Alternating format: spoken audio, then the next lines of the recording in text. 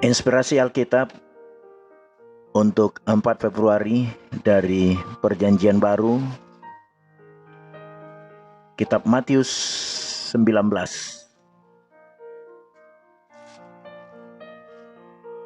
mengenai perceraian. Setelah Yesus selesai dengan pengajarannya itu, berangkatlah ia dari Galilea dan tiba di daerah Yudea yang di seberang sungai Yordan.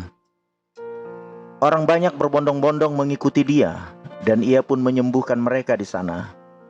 Maka datanglah orang-orang Farisi kepadanya untuk mencobai dia. Mereka bertanya, apakah diperbolehkan orang menceraikan istrinya dengan alasan apa saja? Jawab Yesus, tidakkah kamu baca bahwa ia yang menciptakan manusia sejak semula menjadikan mereka laki-laki dan perempuan? Dan firman-Nya, sebab itu laki-laki akan meninggalkan ayah dan ibunya dan bersatu dengan istrinya, sehingga keduanya itu menjadi satu daging. Demikianlah mereka bukan lagi dua, melainkan satu. Karena itu apa yang telah dipersatukan Allah tidak boleh diceraikan manusia. Kata mereka kepadanya, jika demikian apakah sebabnya Musa memerintahkan untuk memberikan surat cerai jika orang menceraikan istrinya? Kata Yesus kepada mereka, karena ketegaran hatimu, Musa mengizinkan kamu menceraikan istrimu. Tetapi sejak semula tidaklah demikian.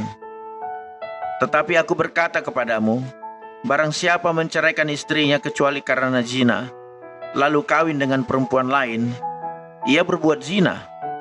Murid-murid itu berkata kepadanya, jika demikian halnya, hubungan antara suami dan istri, lebih baik jangan kawin.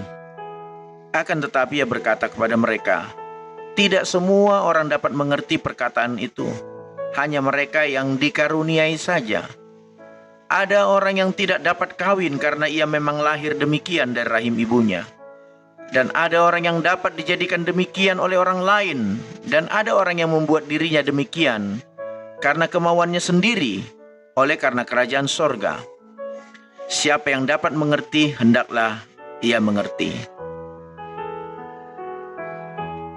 Yesus memberkati anak-anak. Lalu orang membawa anak-anak kecil kepada Yesus supaya ia meletakkan tangannya atas mereka dan mendoakan mereka. Akan tetapi murid-muridnya memarahi orang-orang itu. Tetapi Yesus berkata, biarkanlah anak-anak itu janganlah menghalang-halangi mereka datang kepadaku, sebab orang-orang yang seperti itulah yang punya kerajaan sorga. Lalu ia meletakkan tangannya ke atas mereka dan kemudian ia berangkat dari situ.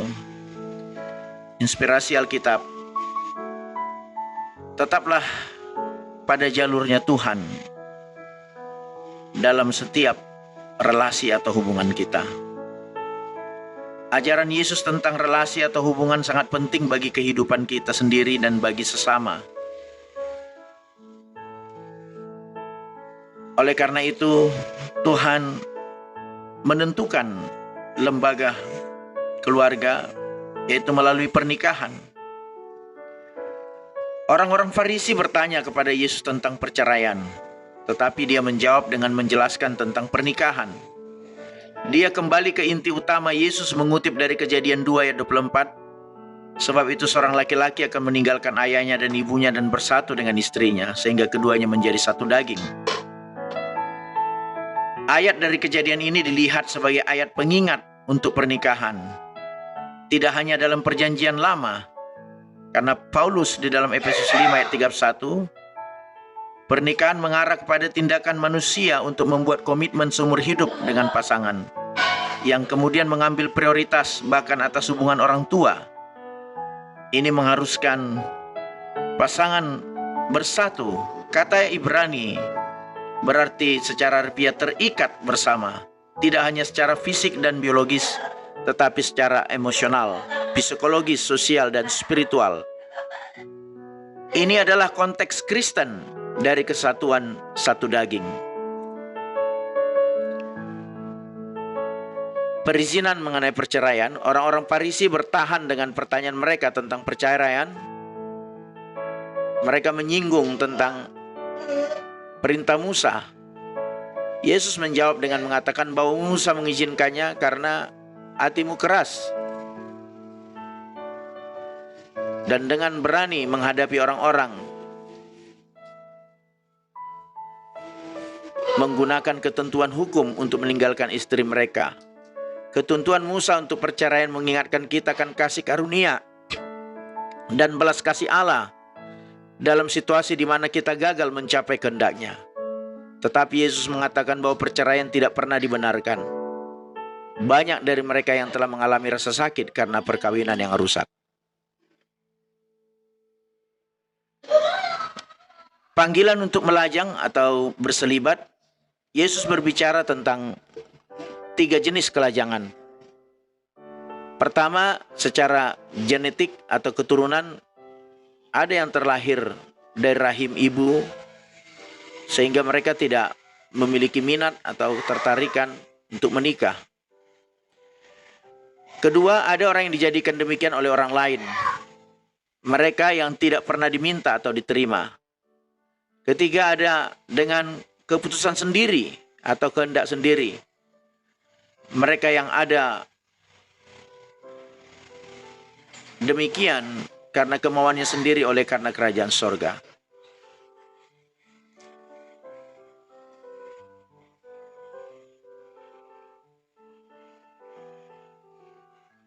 Baik pernikahan maupun berselibat atau melajang adalah panggilan yang tinggi. Dan menurut perjanjian baru ada kelebihan dan kekurangan untuk keduanya. Memprioritaskan anak-anak. Kata-kata Yesus menantang sikap banyak orang terhadap anak-anak. Karena dalam masyarakat kuno, anak-anak sering berada di pinggiran masyarakat. Tidak terpandang. Jalan Tuhan sangat berbeda. Yesus memberikan prioritas, meletakkan tangannya di atas anak-anak kecil dan berdoa bagi mereka. Ketika para murid merasa bahwa Yesus tidak boleh terganggu oleh mereka, Yesus menjawab, biarkan anak-anak itu, jangan menghalang-halangi mereka. Sebab orang-orang seperti itulah yang punya kerajaan sorga. Dia mendemonstrasikan prioritas utama yang harus dimiliki anak-anak dalam hidup kita. Sebagai orang tua, sangat penting untuk memprioritaskan anak-anak kita dan tidak melihat mereka sebagai pengalih perhatian kita dari pekerjaan atau pelayanan kita. Sebagai sebuah gereja, kita perlu melihat bahwa anak-anak dan remaja kita memiliki prioritas dalam hal sumber daya dan fasilitas karena kerajaan surga adalah milik mereka, sama seperti orang lain.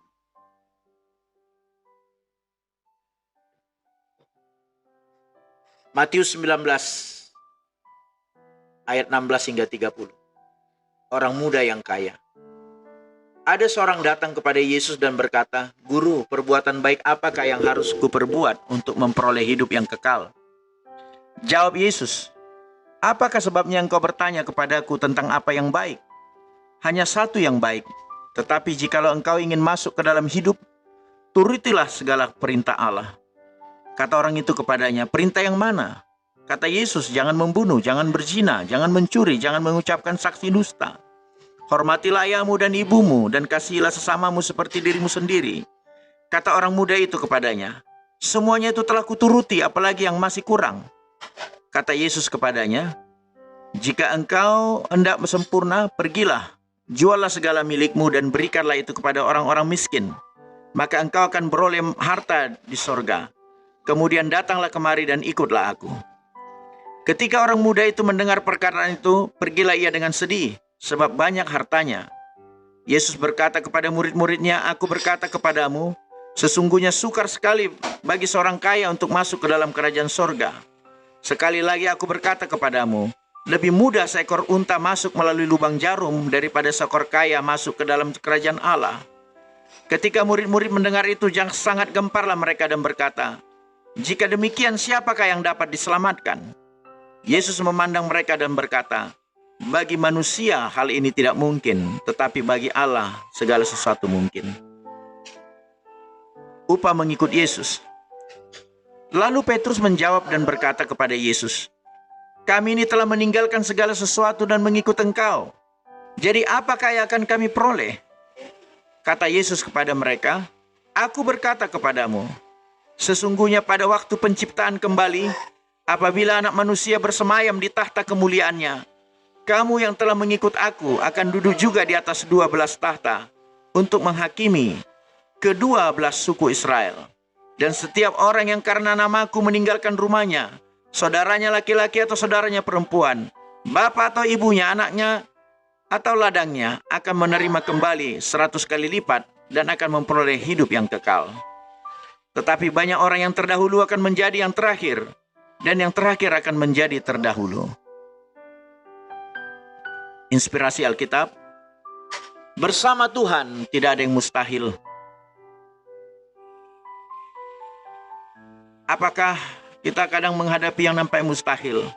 Mungkin hubungan yang tampaknya telah hancur, tidak dapat dikembalikan lagi. Atau masalah kesehatan, keuangan, atau sesuatu yang tampaknya mustahil untuk diubah. Namun bersama Tuhan selalu ada harapan. Tidak peduli seburuk apapun kondisi kita, tidak ada yang mustahil bagi Tuhan. Kekuatannya menjadi segala sesuatu mungkin. Konteks perkataan Yesus bahwa bagi Allah segala sesuatu mungkin merujuk pada pemuda yang kaya, yang kepadanya Yesus mengatakan, ikutlah aku. Yesus mengatakan, pergilah, juallah hartamu, berikan hasilnya pada orang miskin. Tetapi terlalu berat baginya untuk merelakan yang dimilikinya, sehingga pemuda itu tersebut merasa sedih dan akhirnya pergi dan meninggalkan Yesus. Yesus menunjukkan bagaimana susahnya seorang yang kaya untuk masuk ke dalam kerajaan sorga. Namun bersama Tuhan semua hal mungkin. Yesus mengatakan bahwa secara manusia adalah mustahil bagi siapapun untuk masuk ke dalam kerajaan surga. Kekayaan dunia tidak dapat membuat orang masuk ke dalamnya. Kenyataannya, kekayaan dunia menjadi penghalang. Yesus berkata lebih mudah bagi seekor unta untuk melewati lubang jarum daripada seorang kaya masuk ke dalam kerajaan sorga. Beberapa orang menyebutkan hal ini merujuk pada cara untuk memasuki gerbang Yerusalem yang disebut lubang jarum. Seekor unta harus menurunkan seluruh muatan di punggungnya untuk melewati lubang jarum. Orang lain telah menunjukkan bahwa sebuah kata yang sangat mirip dengan unta berarti semacam benang. Mungkin Yesus sedang berbicara mengenai memasukkan benang melalui mata dari sebuah jarum. Usaha-usaha untuk merasionalisasi perkataan Yesus justru menghilangkan inti dari perkataan tersebut. Intinya adalah bahwa mustahil bagi unta melewati lubang jarum. Tetapi apa yang tidak mungkin bagi manusia, mungkin bagi Tuhan. Menjawab pertanyaan dari para murid, kemudian siapa yang memiliki kesempatan? Yesus melihat mereka dan berkata, tidak ada kesempatan sama sekali jika Anda berpikir Anda bisa melakukannya sendiri. Di dunia ini yang kaya, yang kuat, dan yang terkenal adalah orang-orang yang dilihat sebagai yang pertama. Yang miskin direndahkan, diabaikan, dan dilihat sebagai yang terakhir. Tapi dalam kerajaan surga adalah sebaliknya. Yesus berkata, tetapi orang yang terdahulu akan menjadi yang terakhir, dan yang terakhir akan menjadi yang terdahulu. Kerajaan surga justru kebalikan dari apa yang ada di dunia. Yesus meminta kepada pemuda kaya untuk memberikan hartanya kepada orang miskin, karena dia ingin pemuda tersebut menaruh kepercayaannya kepada Yesus. Dan karena yang miskin adalah prioritas utama dalam kerajaan, seharusnya mereka bagian dari kita juga. Ribuan anak-anak sekarat setiap hari karena kemiskinan dan kelaparan. Orang-orang tertindas di banyak negara, tunawisma di jalanan, orang-orang yang tak dapat bersuara, dan orang-orang yang rentan.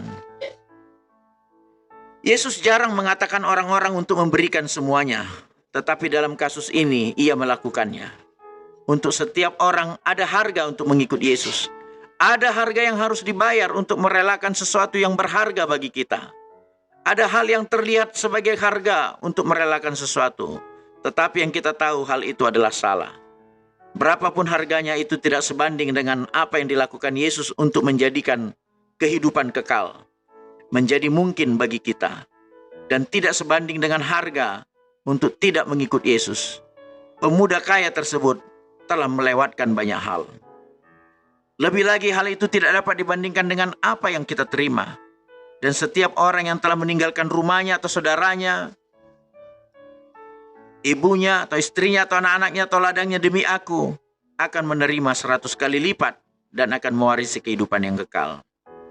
Yesus berjanji bahwa untuk segala sesuatu yang kita relakan, kita akan menerima jauh lebih banyak dalam kehidupan ini. dan bahkan lebih banyak lagi bersama dengan Yesus di dalam kekekalan.